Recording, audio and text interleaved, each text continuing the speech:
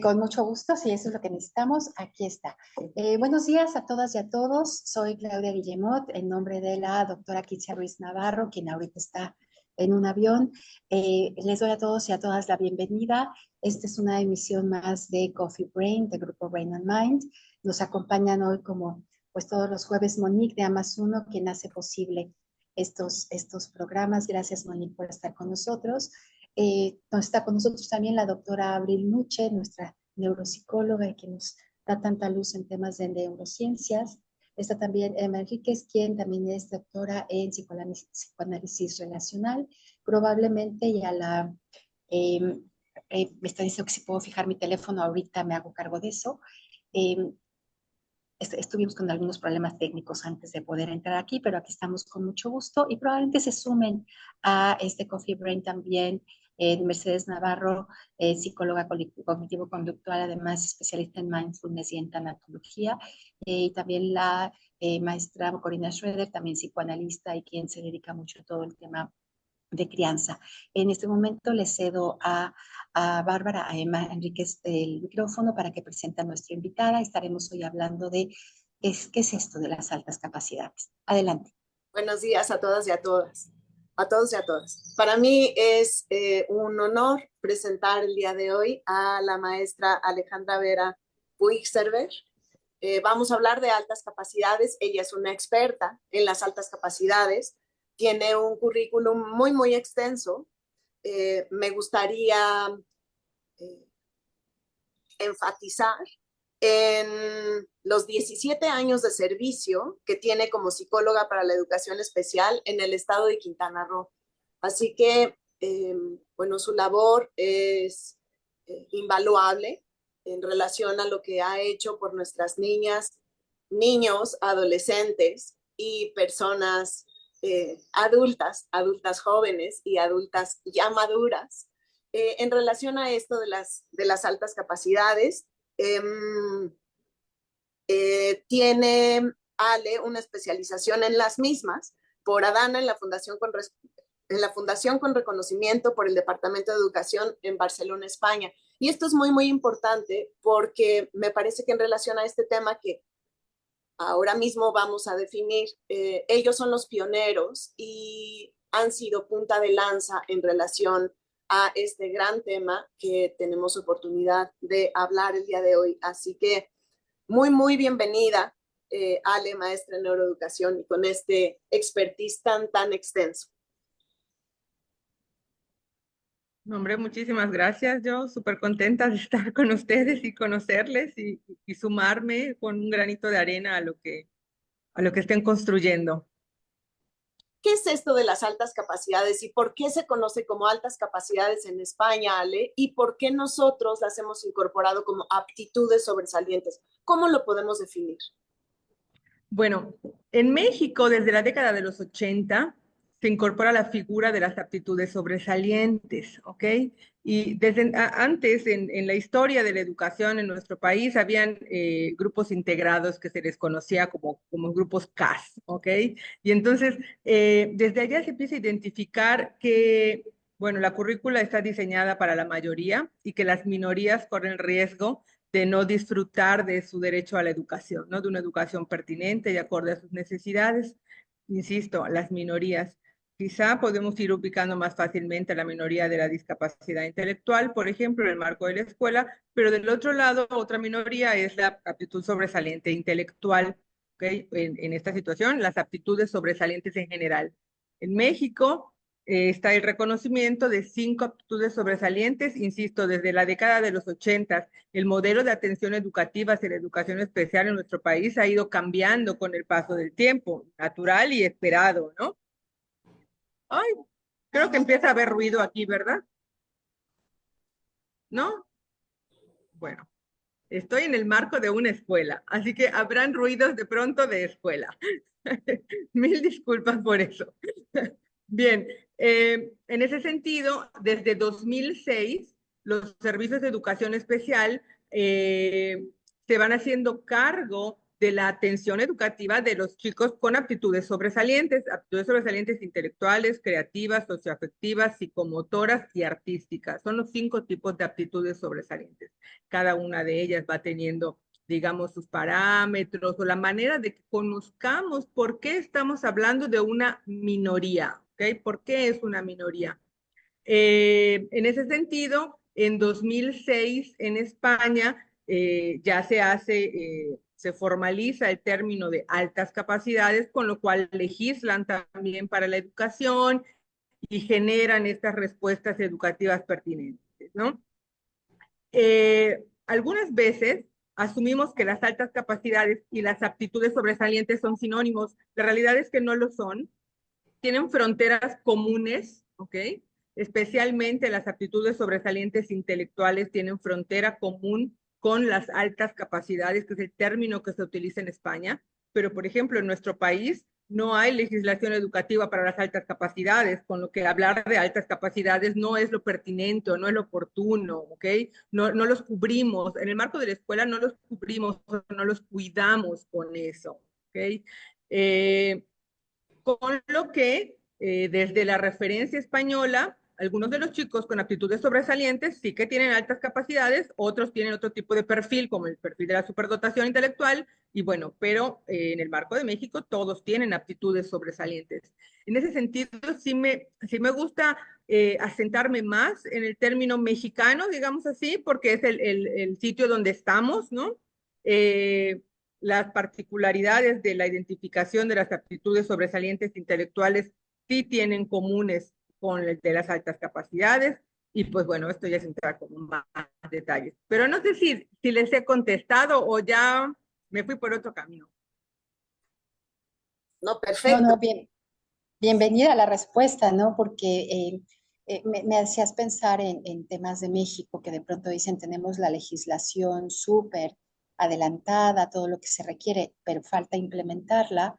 Y si, y mi pregunta sería es si de pronto estas distancias, diferencias en las semánticas, en las definiciones y que además vayan a dar a un tema legal, facilita o entorpece en nuestro país, porque tú decías hay que tomar lo que tenemos en México y no sé si el paraguas es lo suficientemente amplio y específico para proteger, detectar, eh, hacer las adecuaciones curriculares. Cuando hablabas ahorita de minorías, yo decía, claro, un tema estadístico, acorde con una información que nos mandó Emma, hablamos de un 10%, tal vez un 15% de la población en general, eh, pero también pensaba en otros programas donde nos dicen, hablemos más de diversidad, no de minorías. ¿Cómo ves esto de las palabras, la legislación, los significados? ¿Alcanza el paraguas como lo tenemos ahora?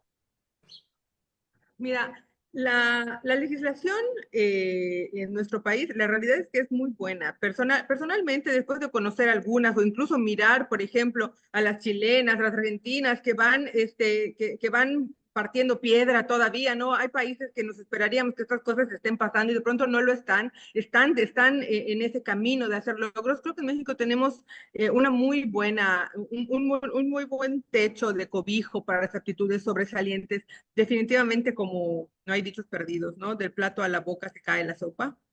En esa temática, de pronto sí la implementación puede seguirnos costando, nos podemos encontrar con algunas resistencias que se generan de ideas que de pronto, pues no solamente no son equivocadas, sino que generan una barrera para el aprendizaje y la participación. Eh, Pensando, ¿no? Que pues es que no necesitan nada porque algunos de ellos ya son tan listos que pues, con eso les alcance, ¿no? Que sea suficiente con eso.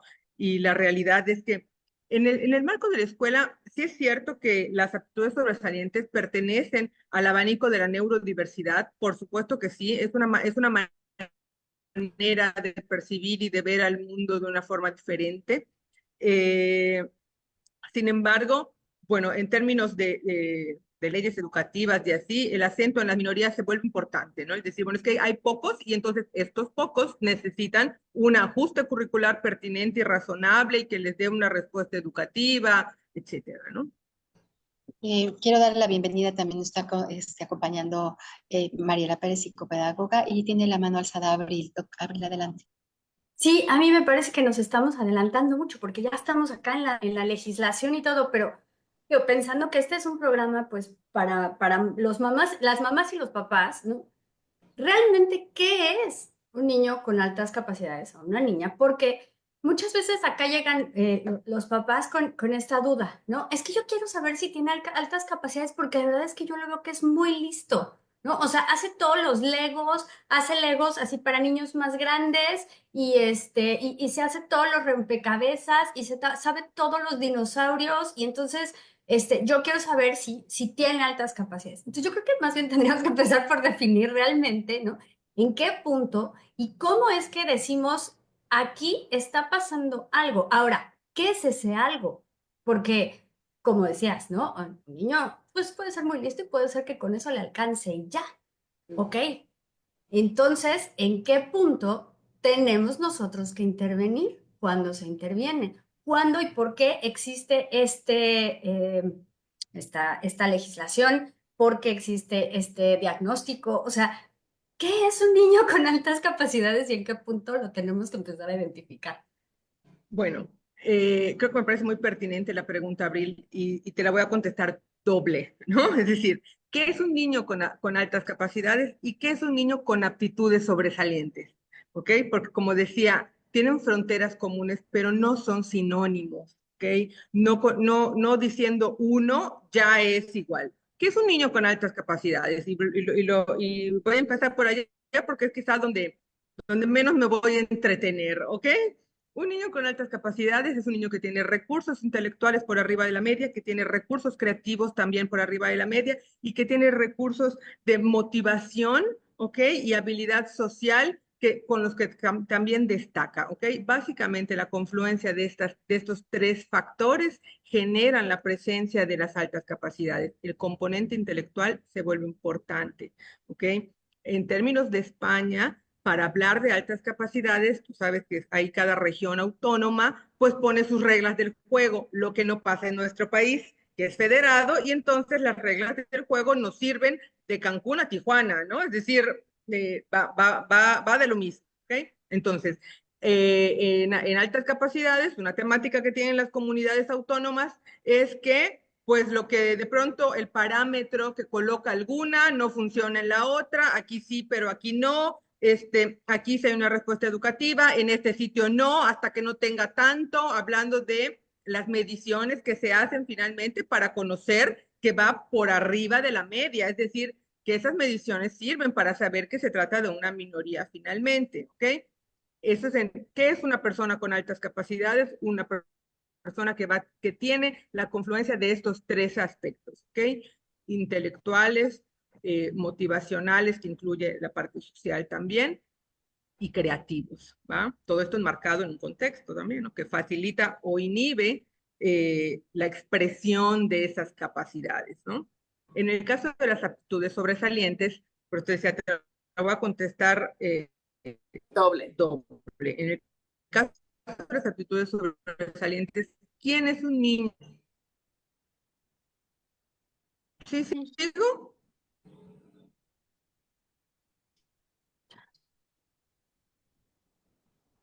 Ok, Estás de regreso, Alessia. Ahí, ya. ¿sí? ¿Regresé?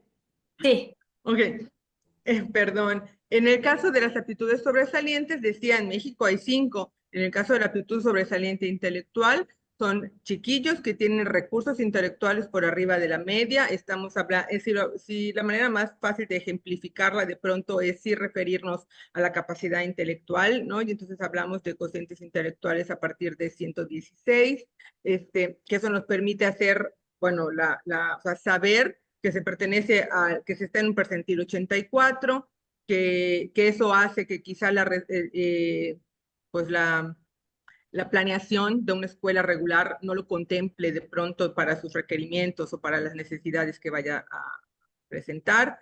Y no necesariamente tiene que tener las otras 4 aptitudes sobresalientes. Algunas de ellas van en común, ¿ok?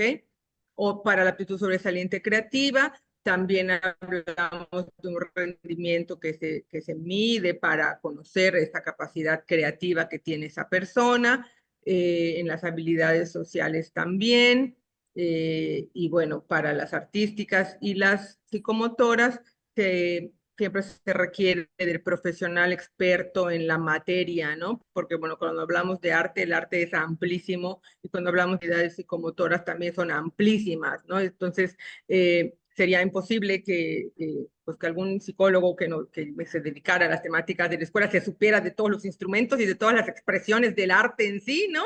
O de la expresión del cuerpo. Entonces, finalmente, como resumen común, yo podría decir que, ¿cómo es una persona así? Es una persona que vive un mundo cualitativamente diferente, que experimenta un mundo distinto en el sentido de cómo lo percibe, cómo lo analiza, cómo lo siente.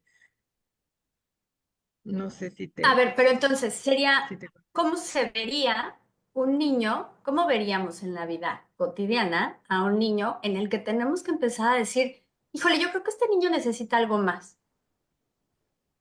Ok. O yo creo que este niño necesita. Te voy a hablar de las ASI, me voy a quedar con las ASI, ¿ok? Voy a elegir del abanico de las aptitudes sobresalientes, me voy a quedar con la ASI, con aptitud sobresaliente intelectual. ¿Cómo se ve un niño con aptitud sobresaliente intelectual? Algo que vamos a mirar y que pueden mirar ya los pediatras desde el seguimiento que le dan a este chiquillo, son algunos hitos de desarrollo que van precoces, ¿ok? De pronto empezó a gatear un poco antes, empezó a hablar un poco antes, de pronto son chiquillos que tienen pero ojo, esto que te estoy diciendo, no querría que se volviera un checklist en el que si no cumples con esto, entonces no lo eres, porque es una población heterogénea, ¿ok? Tiene muchas vistas, no se ven iguales, no les pasa lo mismo. Es cierto que te estoy ahora mismo enlistando algunas cosas comunes, ¿ok? Pero que no son manda, ¿no? O sea, no es que tiene que ser así. Insisto, algunas precocidades en hitos de desarrollo, tanto motor como verbal, de pronto va generando una demanda, van siendo demandantes muy chiquititos, con ocurrencias de pronto vemos nosotros como adultos. No sé cómo, en qué momento se le ocurrió, ¿no? No sé, escuchó que habían problemas familiares, problemas económicos en casa y un día llega de la escuela con 3 limones, ¿no? Y entonces, porque esa es su forma de aportar a eso. Y dices, bueno, son como ocurrencias de aportar a soluciones, claro, desde una chiquillada de 2 o 3 años, ¿no? Pero que aporta, ¿no? ¿Cómo se ven? Pues se ven como cualquier otro chiquito, como cualquier otro o chiquita, ¿no? De pronto hay quien los mira ruidosos, hay quien no, hay quien los mira más silenciosos. Algo también muy interesante con bebés es la mirada, ¿ok? De pronto son miradas muy profundas, niños que parece que te están entendiendo eh, que te van entendiendo y que no saben hablar, ¿no? Pero tú dices, sí, claro, mi bebé me está diciendo que sí, esto le gusta, ¿no? O que esto no le parece y parece que yo lo entiendo, ¿ok? Eh, cómo más se miran como adolescentes, se vuelve bien interesante, eh, que van tomando caminos distintos, de pronto niñas y niños, ¿no? Los varones pueden ser un poquito más demandantes conductualmente hablando, sí, que las Pero niñas. entonces no estamos hablando de personas que tengan un problema. No. Esencialmente, la persona no tiene un problema. ¿Dónde sucede el problema? Cuando no tenemos un contexto que facilite la expresión de sus aptitudes. Exacto. Ahí, Aquí yo voy a la parte del diagnóstico, ¿no? Porque tú hablas mucho de las medias y todo esto, y pues bueno, la idea es que todo el mundo lo entienda, ¿no? Eso es cuando ya estamos haciendo pruebas, ¿no? Cuando ya los llevamos a la parte de, bueno, vamos a hacerle diagnóstico y vamos a ver la prueba y vamos a ver si sale o no sale, lo que sea, ¿no? Y puede ser que haya niños que tengan altas capacidades en una prueba. Y ahí entramos en esta parte de las definiciones de qué es inteligencia, ¿no? Porque, híjole, hay algunas pruebas que se quedan muy cortitas en esta parte de la inteligencia cristalizada y no lo es todo. Tenemos las habilidades sociales, tenemos las habilidades emocionales, las habilidades artísticas que decías, ¿no? Y justamente creo que ahí es donde se dan los malos diagnósticos, porque hay personas que se quedan en esta inteligencia cristalizada, ¿no? Es aquí y entonces como tiene 116 o tiene 126 en el whisky, entonces Listo, ya está, es súper sobresaliente, cámbienlo de escuela, súbanlo de grado. Y ahí es donde tenemos graves problemas, exacto, en cómo vamos a empezar a intervenir, porque en este país no tenemos, la legislación estará muy bonita, pero la implementación no existe. Y menos, por ejemplo, en un contexto local, ¿no? Porque, bueno, a lo mejor en la Ciudad de México, en algún lugar, hay escuelas activas, hay escuelas no sé qué, a lo mejor. Aquí no. Y además, antes de eso, puede ser que nosotros tengamos un niño que tenga una inteligencia muy alta, pero cero tolerancia a la frustración, montones de niveles de ansiedad, ¿no? Montones de problemas de socialización, porque o son súper retraídos o al contrario, no saben ni medirse, ¿no? Entonces, ahí es donde vemos que sí, hay altas capacidades en un aspecto, pero no en todos. Y entonces ahí viene mi pregunta, ¿no? ¿Cómo le hacemos para definir entonces realmente las altas capacidades, teniendo en cuenta que también pueden tener y confluir mucho con el déficit de atención, con los niños Asperger, con otro tipo de neurodivergencias? Claro, ahí has dado a un punto bien interesante, Abril, porque, y que siempre que hablo de eso digo que luego nos vuelan las ideas y las cosas, ¿no? Ese fenómeno un poco de que acabas de comentar se llama doble excepcionalidad, que es la comorbilidad justamente de un trastorno del neurodesarrollo con, por ejemplo, una aptitud sobresaliente intelectual, ¿ok? Entonces, sí, hay algunos, pero eso hay que saberlo y hay que hacer un diagnóstico diferencial, ¿ok? Hay que saber por qué vienen de la mano y por qué no solo una cosa. Porque ¿qué es lo que pasa con el fenómeno de la doble excepcionalidad? Que generalmente una de las excepciones, generalmente la más ruidosa, pensando en lo que acabas tú de decir, ¿no? TDAH, ¿ok? Se mira el TDAH primero, se atiende el TDAH, lo cual está muy bueno, ¿ok? O sea, vaya, eso está genial. La temática es que no nos vayamos a quedar atendiendo y mirando solo una cara de esa moneda, que en ese niño tiene dos caras, porque por otro lado hay un componente intelectual que no va teniendo respuesta. Y entonces pareciera que los abordajes que hacemos o lo que generamos para el bienestar de ese niño no funciona.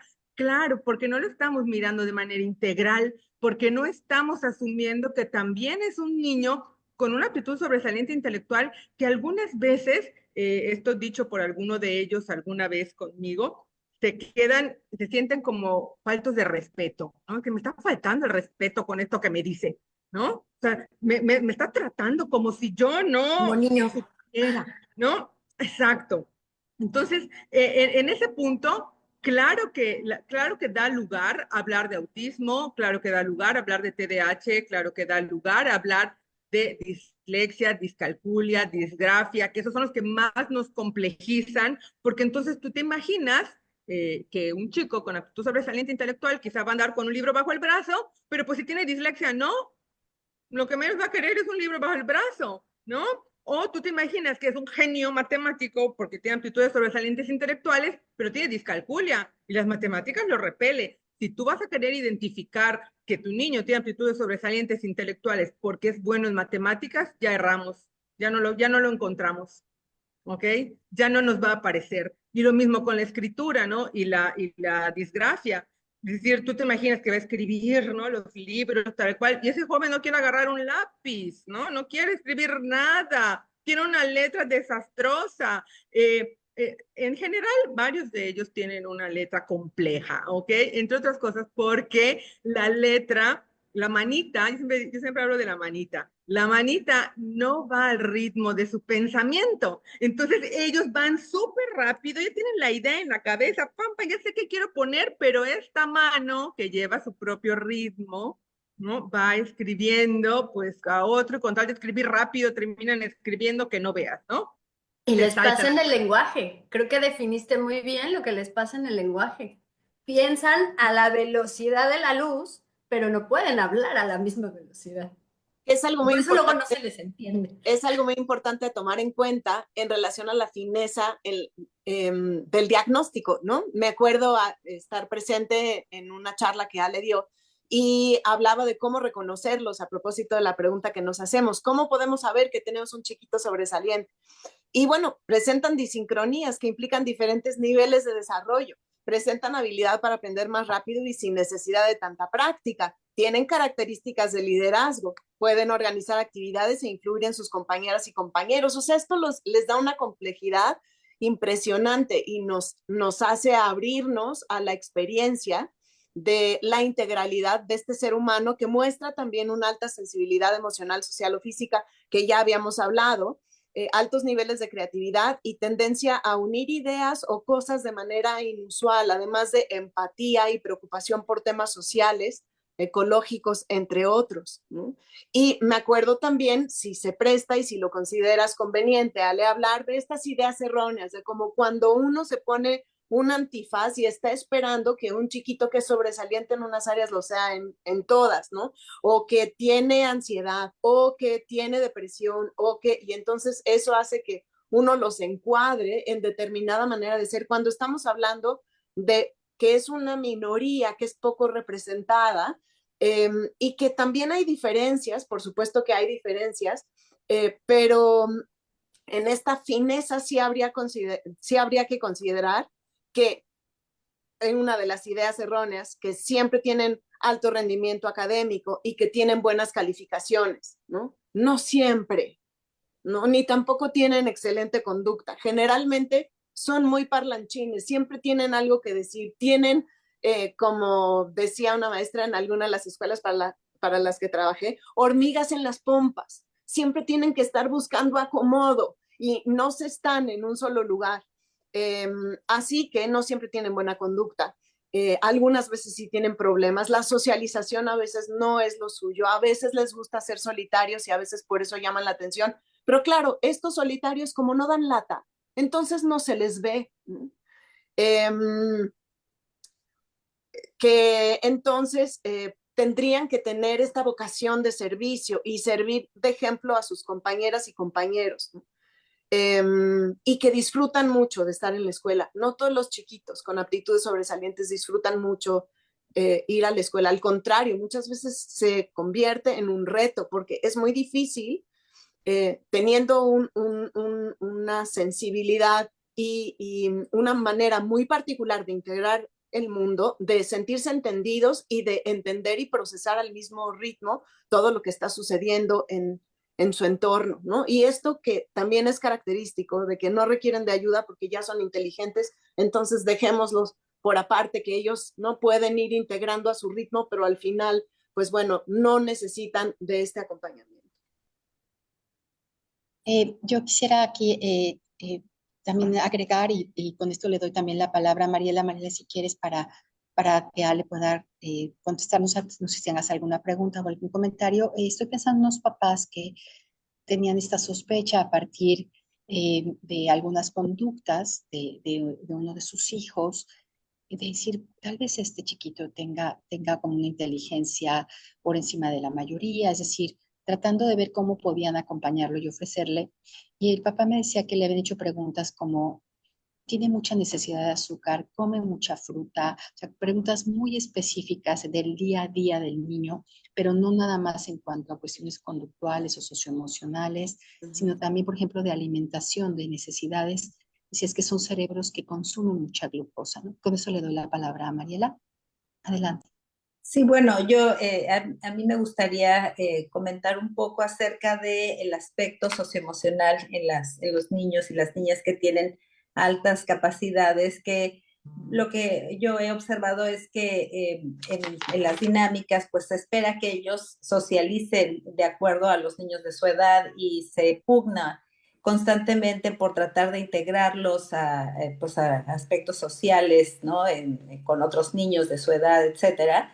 Y pues me doy cuenta que para ellos es pues a veces un poco complejo, es aburrido, es como insuficiente, y también me he dado cuenta que esta tendencia que tienen a encontrar pares o cerebros parecidos, o no sé si está bien dicho este esquema, y cómo encuentran un placer por integrarse y relacionarse con niños que tienen intereses, aptitudes, capacidades parecidas, y cómo también cuando encuentran estos grupos sociales donde se sienten comprendidos, tienen intereses comunes, cómo realmente florecen y pueden generar cambios sustanciales y hacer aportaciones muy interesantes, ¿no? Entonces, solamente esto me quería aportar, ¿no? Y gracias. Creo que siempre vale la pena esto que decías, es muy rico, ¿eh? Porque tenemos que irnos alejando de la idea de que un niño con aptitudes sobresalientes intelectuales se mira solitario y aislado y no le gusta socializar. Mentira. De verdad que tengo la fortuna de convivir con muchos de ellos, de conocerlos de muchos años. Es gente con un alto sentido de justicia y honorabilidad. Justamente de pronto por este alto sentido de justicia y honorabilidad pueden rayar en mirarse de pronto como ingenuos, ¿no? Porque entonces, hombre, no te tenías que haber echado la culpa, pero pues me la eché porque sí es cierto que yo lo hice, ¿no? O sea, sí es cierto que yo rompí la regla en mi manera, ¿no? Eh, es cierto que les interesan los demás, pero no necesariamente a los demás les interesan ellos, ¿no? Entonces quizá no haya reciprocidad en esos intereses y pronto vayan terminando de entender que hay que cuidar el corazón, ¿no? Que hay que cuidar desde donde ellos intervienen con los demás, y otros son las consignas que les vamos dando desde casa.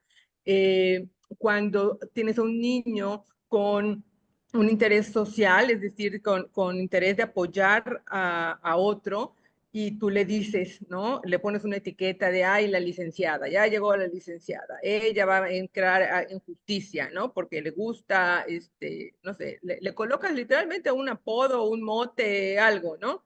O le dices, no te metas, no te metas, no es tu problema, tú no tienes por qué hacer esto, tú no tienes por qué, te vas a meter tú en un problema. Vamos coartando esa expresión de esa aptitud sobresaliente socioafectiva, por ejemplo, ¿sí? Cuando nosotros, y entonces ellos van evitando, pues, finalmente como todos, hablando de niños, ¿no? Como todos los niños, pues quieren agradar al adulto, ¿no? Quieren agradar a mamá, y si mamá me dice que yo no me meta, pues entonces no me meto, ¿sí? Aunque yo vea que es injusto lo que le está pasando a fulanita o a fulanito, yo pues hago mutis, digo que no sé, pero esto los confronta personalmente, ¿ok? Porque ellos no querrían hacer esto, ellos que sí querrían intervenir y sí querrían decir y defender y etcétera, pero se ven orillados a no hacerlo y a caer en confrontaciones con ellos mismos, ¿no? Lo mismo con aspectos creativos, cuando son chicos que van a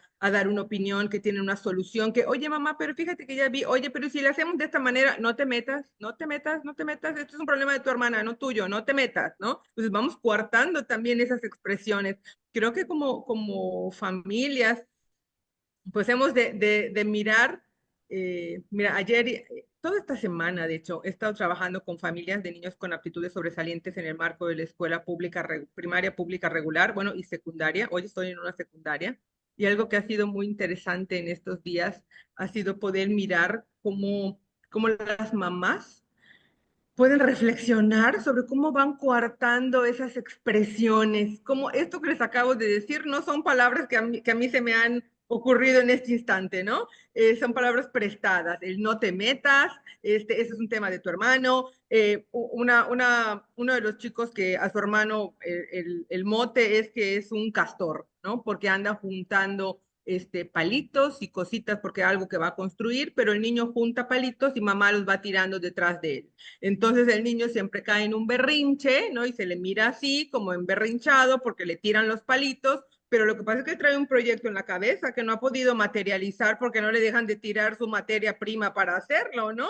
Entonces, ¿cómo vamos apagándoles esa iniciativa, esas ganas de hacer las cosas, pues sí, ese ímpetu que dice, no, pues ya mejor me olvido de los palitos y de la idea que traía, ya que me enchufen a un aparato? Pero son niños que de pronto, si vamos a mirar alguna característica, son niños que de pronto pueden prescindir muy fácil de la televisión, ¿ok? Y de un aparato electrónico, muy fácil. Una tijerita, un lápiz, puede ser un muy buen mecanismo, ¿ok? Una construcción de algo, no necesariamente un Lego. Yo les acabo de dar el ejemplo de alguien que me platicó esta semana que está juntando palitos para hacer algo, y en el camino se ganó el que le digan el castor en su casa, ¿no? Entonces, bueno, esas son pues maneras de cómo vamos, de cómo se presentan y de cómo vamos de pronto sesgándolos a que dejen de hacerlo, a que no miren esa expresión, y cuando ellos se sesgan y no lo hacen, dejan de juntar palitos, dejan de hacer pues de meterse en esto que les dicen que no te metas porque no te importa, de manera natural no traen un problema, pero empiezan a generarse un problema porque se van sintiendo como torpes, como fuera de lugar, como, o sea, se les va metiendo en un conflicto interno. No sé si me he explicado ahí. Sí.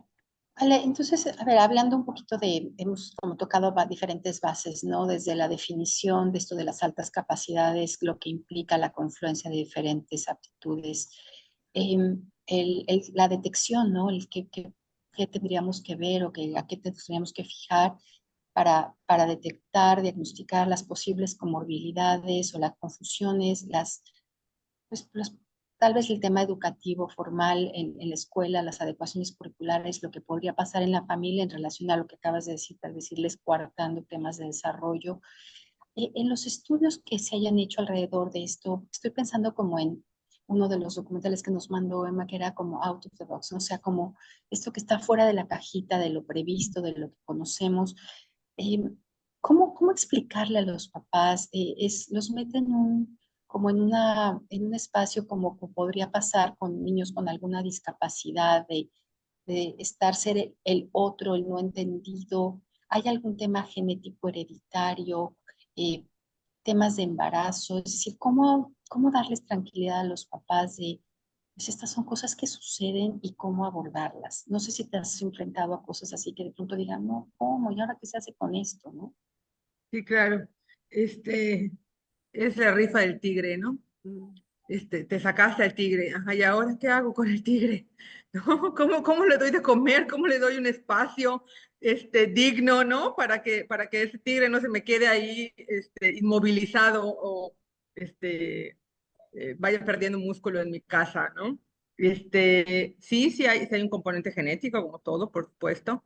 No necesariamente directo de padres a hijos, también pueden haber saltos de abuelos a niños. Y bueno, yo te digo, a mí una de las premisas que más me gustan de mi trabajo en la escuela pública es decir que el talento no tiene código postal, ¿sí? Yo vivo en Cancún y yo no puedo decir, jamás podría decir, y no tengo ninguna evidencia, incluso que así me lo haga decir, que estos niños con aptitudes sobresalientes intelectuales, por ejemplo, solo existen de la López Portillo para el sur.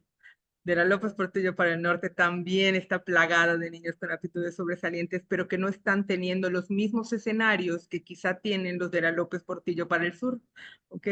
Y entonces están no necesariamente en situaciones de deprivación sociocultural, ¿no? Porque sería como muy extremoso, pero digamos que en escenarios menos facilitadores. Y las familias sí se miran en estos bretes, como lo que acabas de decir, bueno, ¿y ahora qué hago? ¿No? Familias que de pronto me han podido compartir, ¿no? Ale, yo no le puedo llevar el ritmo a los colores. O sea, este joven dibuja, dibuja, dibuja, dibuja, dibuja, y yo no puedo otra cosa, no pueden ser unos colores parte de mi despensa, ¿no? O sea, no puede ser que yo me esté preocupando de las libretas o de comprarle un libro. Quiere leer al que le gusta leer, ¿no? O sea, quiere comprarte el libro, entonces ellos están buscando pues lugares donde puedan intercambiar libros, lugares, o sea, cosas a lo mejor tan simples para algunos otros chicos y para ellos pueden ser mucho más complejos de acceder a ese tipo de información, sobre todo si de pronto te encuentras en el acceso con bibliotecas públicas que pues a lo mejor no tienen los horarios donde los chicos vayan a ir, o a lo mejor no tienen la información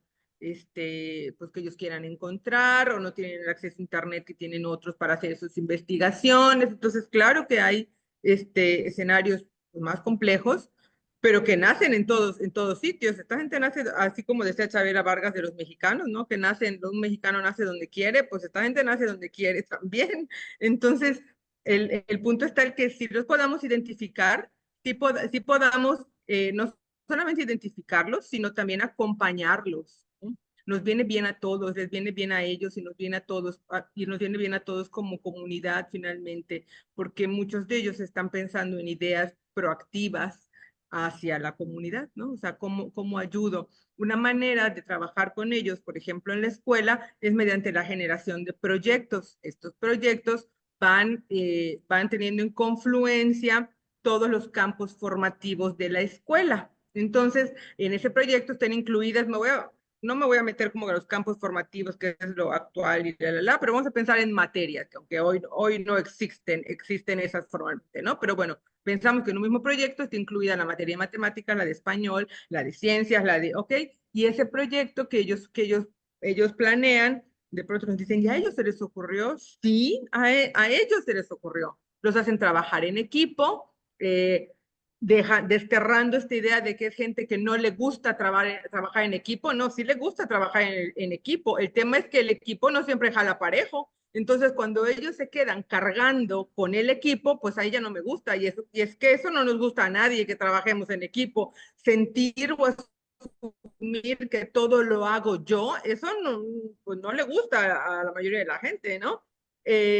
Entonces ellos, claro, que dejan de desear trabajar en equipo porque sienten que cargan con el equipo y que se vuelve injusto que la calificación de todos, por ejemplo, pues sea propia del trabajo de uno nada más, ¿no? O al revés, cuando de pronto a él no le dejan interactuar y que no va a tener una calificación que él quisiera, por ejemplo, cuando hay una temática de calificaciones incluida, ¿no? Pero ya Emma va a ser a favor de decir que no necesariamente tienen No las necesariamente. mejores calificaciones. Algunos de ellos ya están apáticos de la escuela. Un criterio de identificación, nunca van a ser sus calificaciones. Es decir, que alguien llegue y te diga, es que es un niño que saca puro 10. No, eso no No es es un criterio. un signo de alerta de un niño con aptitudes sobresalientes intelectuales. ¿Okay? Intelectuales. Ese Tenemos a Abril con la mano levantada y después va Mercedes. Adelante. Y vamos a ir cerrando porque hasta donde entiendo, Ale, necesitamos cerrar 10:50, ¿verdad? Sí, Perfecto. gracias. Adelante. Adelante, Abril, y después seguimos con Mercedes. Justo para ir cerrando, me gustaría pensar, ¿y qué hago cuando tengo un niño? Ok, ya me lo diagnosticaron, ya lo tengo ahí, ¿qué hago con el tigre? Es decir, porque pensamos en esta parte de las escuelas, que lo decía por ahí Bárbara, ¿no? O sea, es que de repente esta apatía que mencionas no aparece de la nada, aparece porque la escuela probablemente no es la correcta, ¿no? Entonces, ¿qué hago con la escuela? Se adelanta de grupo, lo meto a Kumon 3 horas a la semana, lo meto a clases de todos los días para que no tenga una sola hora libre y entonces tenga bien utilizado su cerebro. Es que hay tantos mitos aquí alrededor, ¿no? Entonces, ¿qué hacemos Un con un montón. niño así? Mira, la figura voy a empezar con esto que ibas diciendo. La figura de la promoción anticipada es una respuesta educativa en nuestro país que es exclusiva para las aptitudes sobresalientes intelectuales, pero no para todas. Para los perfiles que están en el tercer cuartil, estos son perfiles de alrededor de coeficientes intelectuales de 125 y más, ¿ok? Ahí sí nos importa el número en ese sentido. Después de saber de eso, bueno, ya lo que importa es la conducción de la persona. Entonces, no podemos pensar que aunque tengamos a un niño con aptitudes sobresalientes intelectuales, el camino para ese niño es la promoción anticipada, porque no podemos pensar que una rampa es la solución para todas las personas con discapacidad motriz. Porque a lo mejor si usas bastones canadienses, una rampa no sea tan necesaria como puede serlo para una persona que utiliza silla de ruedas, ¿no? Es decir, no es una medida que le sirva a todos o que esté considerada para todos. También tiene reglas de acción, ¿no? Es todo un estudio que se hace para poder, o más bien un análisis que se hace para poder saber que tenemos, que esta sí va a ser una respuesta para este chiquito, la figura de la promoción anticipada. La figura de la promoción anticipada también está plagada de mitos y de falsas ideas, de no, porque socialmente le va a ir mal.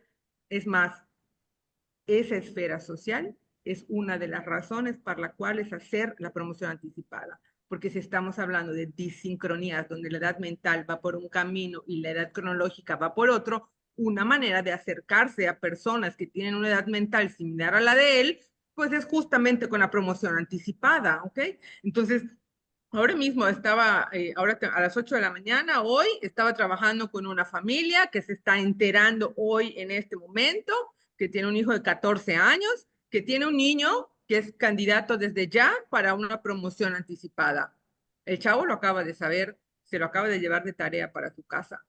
Sí, está en la secundaria, tiene que valorarlo, tiene que pensarlo. Hoy mi trabajo fue decirle todo lo que pasaba con él, mostrarle la evidencia de dónde estaba yo asentando mi palabra o dónde estaba yo asentando lo que le estoy comentando a él, a su familia y a su escuela, es decir, a su dirección escolar, a trabajo social, etcétera, etcétera. O sea, éramos, no sé, 8 personas acá trabajando con él, que él sepa que yo él terminé diciéndole, mira, esto es como que te llevaste el comodín del 1.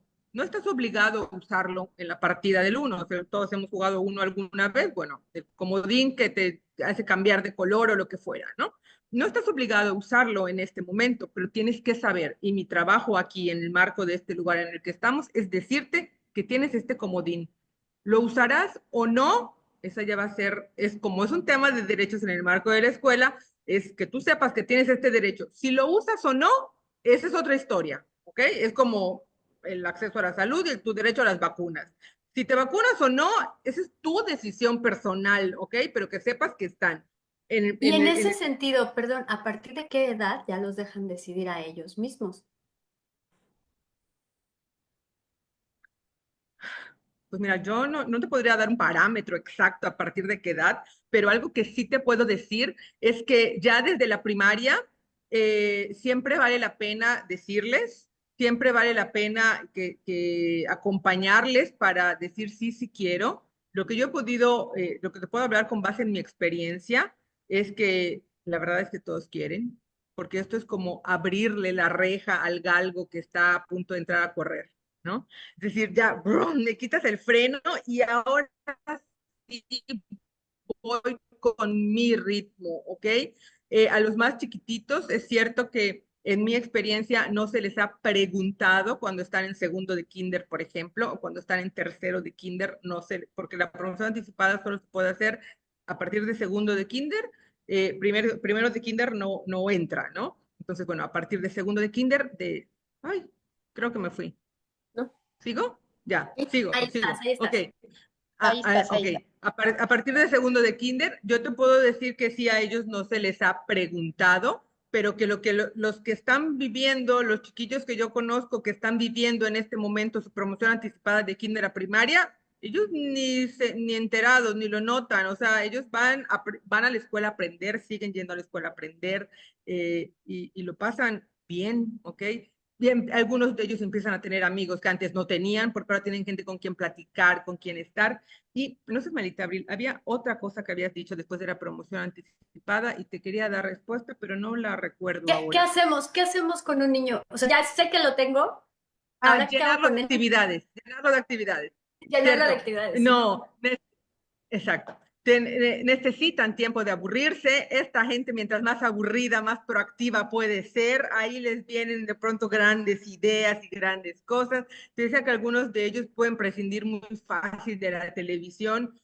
Y o no, si ven televisión, de pronto mirémonos qué es lo que está interesando, ¿ok? ¿Qué están consumiendo en la televisión, en el YouTube? Quizá lo que están consumiendo son ideas para hacer experimentos de ingeniería o algo, pues dotarles nosotros de los recursos en la medida que podamos.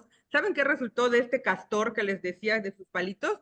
Quiere hacer un bioma en una pecera porque él ve unos videos de un chico en YouTube que hace biomas y coloca ahí unas hormigas y unas cosas. Entonces, claro, entonces hace unos berrinches terribles, pero por supuesto, está frustradísimo cada vez que junta 4 palos y tú le tiras 4 palos, ¿no? Entonces, bueno, ese fue un descubrimiento de la semana. Definitivamente Ok. no llenarlo de actividades no es la opción. Sí priorizar lo que disfruta, lo que le gusta. Cuando hacemos la identificación y podemos identificar que, por ejemplo, hay un talento matemático ahí, uno dice, no, chala, qué mala suerte, porque si hubiera tenido un talento psicomotor, ¿no? Pues encontrar un equipo de fútbol puede ser algo muy fácil, pero encontrar un equipo de matemáticas puede ser lo más complejo de tu historia, ¿no? en ese sentido, sí saber entonces para dónde poderlos colocar, priorizar que si les gusta y que no les gusta programar, bueno, pues no vas a ir. Yo querría que fueras al taekwondo, pero pues el taekwondo no es lo tuyo, ¿no? A muchos de ellos, sobre todo con las chicas, luego pasa, ¿no? Dicen, sé que tengo que hacer ejercicio, pero prefiero ir al pilates con las tías que meterme a un equipo de algo donde me estén gritando y el silbato y el no sé qué y esté sudando sin parar. Y Entonces, no es logro de los padres, ¿cierto, Ale? No es logro de los padres. O sea, los padres, claro que están orgullosos de que sus hijos son de esta manera, pero no debieran de ser apéndices de ellos para los padres pararse el cuello de la capacidad que tienen sus hijos. Y por otra parte, no olvidarnos de que los niños son niños. Aprenden de una manera distinta, incorporan el mundo de una manera distinta, pero no dejan de ser niños y necesitan jugar y aburrirse. sí, Oigan, sí. yo quisiera dar la Las palabra a actividades Mercedes. las Ah, actividades extraescolares son una forma de atención, se llama enriquecimiento extraescolar. Casi siempre recae en las familias, definitivamente saturarlos no es la opción, mirar cuáles son sus intereses, sí, dejarles aburrirse también, y algunas veces ellos lo exigen, quiero quedarme en mi casa, ¿no? Porque a lo mejor para ti está viendo el techo, pero mientras está viendo el techo, está pensando en una película, ¿no? O sea, está inventándose una película.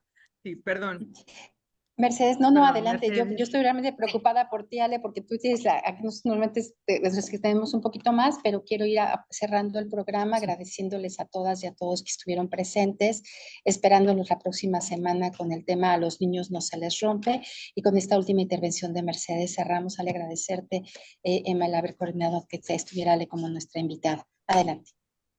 Muchas gracias. Bueno, realmente mi comentario va de la mano lo que comentaba Abril, lo que comentaba Ale, ¿no? Aunque yo no me especializo en la atención de niñas y niños con altas capacidades, sí acompaño a muchas personas adultas, a madres, a padres, también a profesionales de la salud, que sienten confusión o culpa por no haber sabido cómo responder a esas diferencias desde edades tempranas. Entonces me ha tocado ver en consulta adultos con un perfil de alta sensibilidad o pensamiento divergente que en su infancia fueron etiquetados como intensos, como exagerados, como difíciles, cuando en realidad lo que necesitaban era una contención emocional, una comprensión de su forma distinta de ver y sentir el mundo. Y desde la tanatología y este acompañamiento emocional, yo me pregunto, ¿cómo influye esta falta de diagnóstico o el acompañamiento inadecuado en la autoestima, el desarrollo emocional de estas personas a lo largo de la vida? Y en base a eso, si todavía hay tiempo, me gustaría como preguntarte, Ale, ¿qué tipo de acompañamiento emocional consideras más efectivo para las madres, padres o cuidadores que recién están descubriendo que su hijo o hija tiene altas capacidades, pero también se sienten abrumados o sin herramientas? Claro, mira, ay, tú sabes que nosotros tenemos una tarea como básica, ¿no? La creación de nuestro autoconcepto. ¿Quiénes somos nosotros, no? Entonces, claro que hay un impacto en el momento en el que cuando tú tienes 6 años y te enteras que tienes aptitudes sobresalientes intelectuales, a cuando tienes 14, a cuando tienes 50, ¿no? Por supuesto que hay un impacto. Y es un momento que les decía que había más gente conmigo en este momento. Uno de ellos es psicólogo, no recuerdo ahora la corriente con la que él trabaja, pero bueno, es un psicoterapeuta. Y me decía, acabo de descubrir que se entra en un proceso de duelo. Claro, pero me dice, es extraño este duelo, ¿no? Por supuesto, porque la parte que es extraña es que se pierde algo que no se ha tenido, ¿no?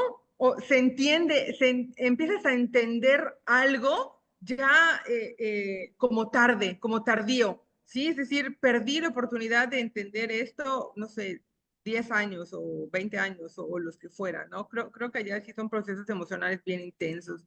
Ahora, a las familias en general, pues mira, algo que yo he estado planteando desde hace ya, me costó mucho trabajo, déjame decirte, tengo que ser muy franca con eso, siempre lo soy, pero me costó mucho trabajo después de hacerme la especialidad y de estudiar y estudiar y de escuchar y escuchar y así, tomar la decisión de que esta gente se tenía que conocer. esta gente me refiero a los chicos, ¿ok? Se tenían que conocer y que las familias tenían que conocerse y que las familias necesitaban dejar de emprender eh, Y ¿cómo no será? solo.